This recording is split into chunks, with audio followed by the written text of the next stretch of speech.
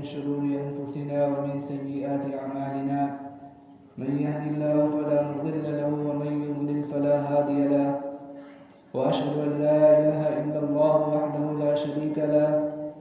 وأشهد أن محمدا عبده ورسوله أما بعد فأعوذ بالله من الشيطان الرجيم بسم الله الرحمن الرحيم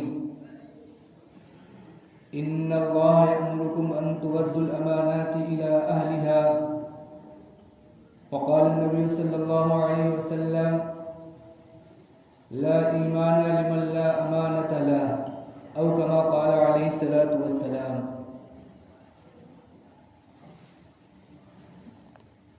मेरे मुहतरम बुजुर्गों और दोस्तों, मैंने आप हज़रात के सामने कुरान मजीद की आयत और हदीस पाक की तिलावत की है। इन्हीं की रोशनी में आज आप हज़रात के सामने अमानत की अहमियत और ख़यानत की मज़म्मत के बारे में कुछ बात अर्ज़ करने की कोशिश करूँगा। अल्लाह रब्बुल इज़्ज़त से दुआ करें कि अल्लाह ताला सही बात कहने की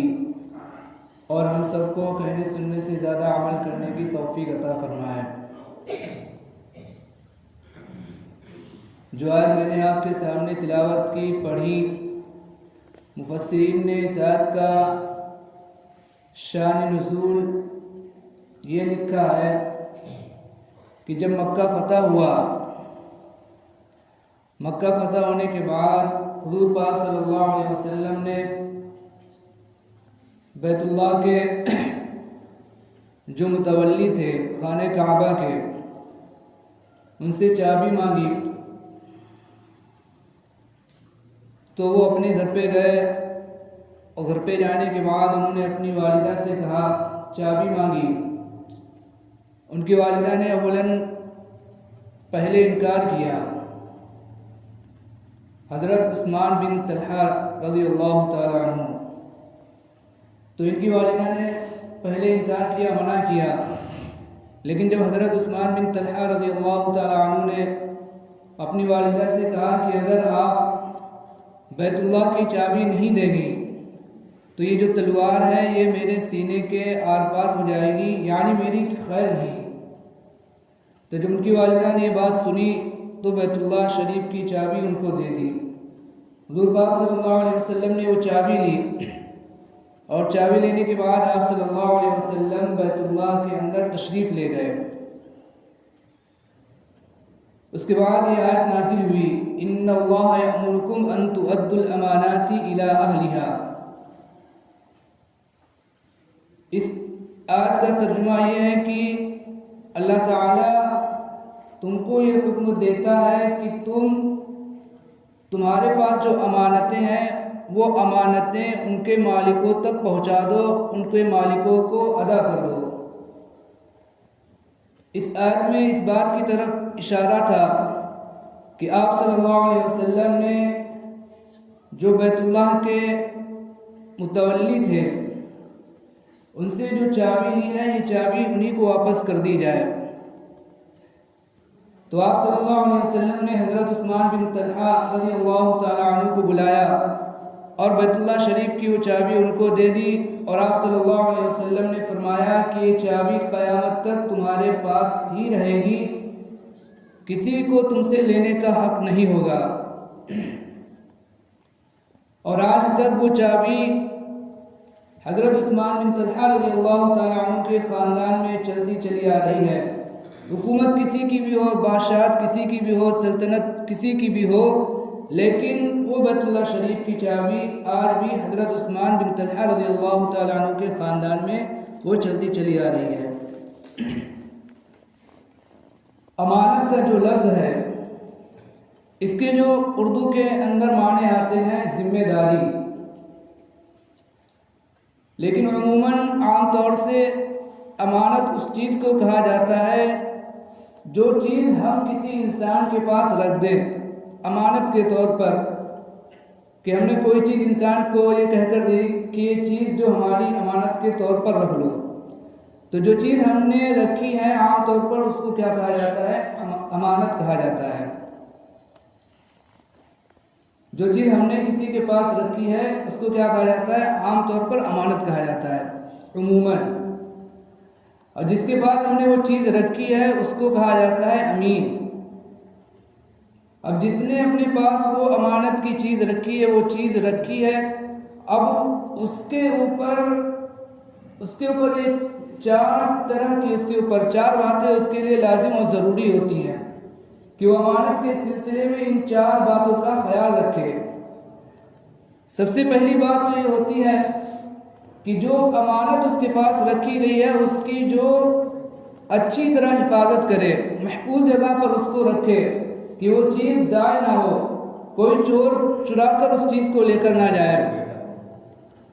और दूसरी बात यह है कि उस चीज़ के अंदर, अमानत की जो चीज़ रखी गई है उसके अंदर तसर्रुफ ना करे। मिसाल के तौर पर किसी ने कोई कपड़ा रख दिया, अब कपड़ा जो हमने उसको पहनना शुरू कर दिया और हमने ये सोचा कि जब मालिक मांगेगा, जिसकी चीज़ है जो वो मांगेगा, तो मैं उसको कपड़े को धोकर साफ करके अच्छा करके मैं उसको दे दूंगा। तो इस तरह का तसर्रुफ भी नहीं होना चाहिए। और तीसरी चीज़ ये है कि उसके अंदर कोई नुकसान ना हो, कि हमारे पास किसी ने 1000 रुपये रखे और जब अदा करने की बारी आई तो हम 900 रुपये अदा करें और ये कहें कि एक जो 100 रुपये हैं उसके बारे में हमें नहीं मालूम, ये 900 रुपये आप रख लो। तो ये चीज़ भी नहीं होनी चाहिए। और चौथी चीज़ ये है कि जब मालिक जो अपनी चीज़ वापस मांगे तो उसके अंदर इंसान टाल मटोल ना करे। जब भी इंसान मांगे, मालिक अपनी चीज़ मांगे, तो अब अमीर को चाहिए कि उसकी वो चीज़ जो उसके पास अमानत रखी गई है उसको वापस लौटा दे, टाल मटोल ना करे। तो जो आयत जो है इसके अंदर हमें और आपको ये बतलाया गया है कि अगर किसी मुसलमान के पास किसी शख्स की कोई चीज़ बतौर अमानत हो तो उसको चाहिए कि वो चीज़ उसके मालिक तक पहुंचा दे, उसके मालिक को अदा कर दे, उसके मालिक को दे दे वो चीज़। अगर इन चार चीज़ों की रियायत रखते हुए उस चीज़ की हिफाजत करी, अमानत के सिलसिले में अगर हमने इन चार बातों की रियायत करी तो हम अमीन होंगे। और अगर हमने इन चार बातों की रियायत नहीं करी कि हमने जो उसको महफूज जगह पर नहीं रखा, या फिर हमने उसके अंदर तसर्रुफ कर लिया, या हमने उसके अंदर कोई नुकसान उसको पहुंचा दिया, या हमने जब मालिक ने मांगा हमने उसके अंदर टाल मटोल की, तो फिर इंसान अमानतदार नहीं समझा जाएगा, बल्कि इंसान को खाइन कहा जाएगा, खयानत करने वाला कहा जाएगा। इसी तरह एक तो अमानत का मतलब ये हुआ कि हम जो किसी शख्स को कोई चीज़ दें और ये कहकर दें कि ये चीज़ हमारी अमानत के तौर पर रख लो, लेकिन बाज़ चीज़ें ऐसी होती हैं जिनके बारे में कहना नहीं पड़ता कि ये चीज़ अमानत के तौर पर है या ये चीज़ अमानत है, बल्कि वो चीज़ खुद ब खुद अमानत होती हैं। मिसाल के तौर पर हमने जो किसी शख्स से, हमें जो सीढ़ी की ज़रूरत थी,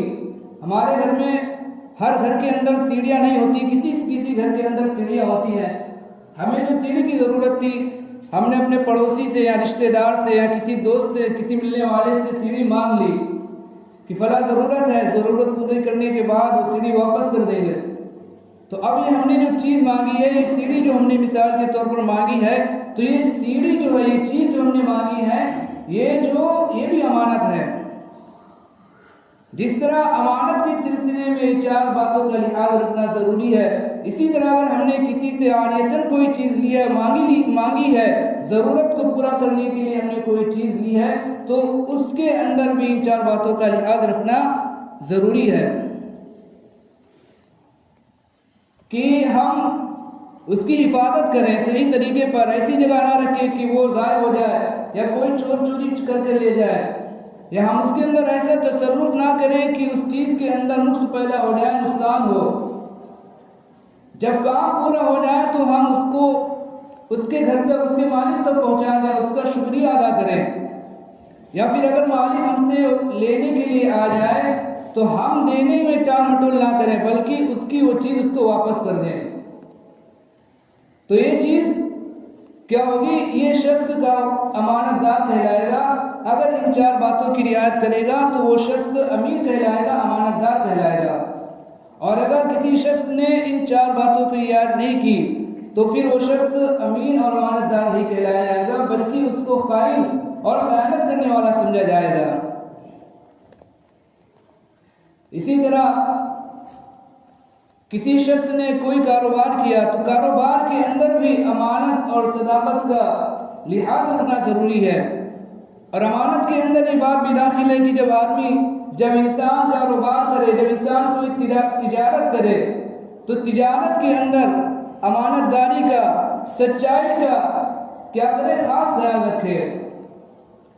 अगर किसी इंसान ने अपनी तिजारत के अंदर, अपने कारोबार के अंदर अमानतदारी का ख्याल नहीं रखा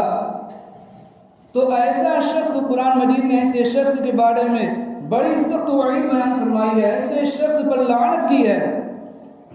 कि जो अपनी तिजारत के अंदर, अपने कारोबार के अंदर अमानतदारी से काम ना ले।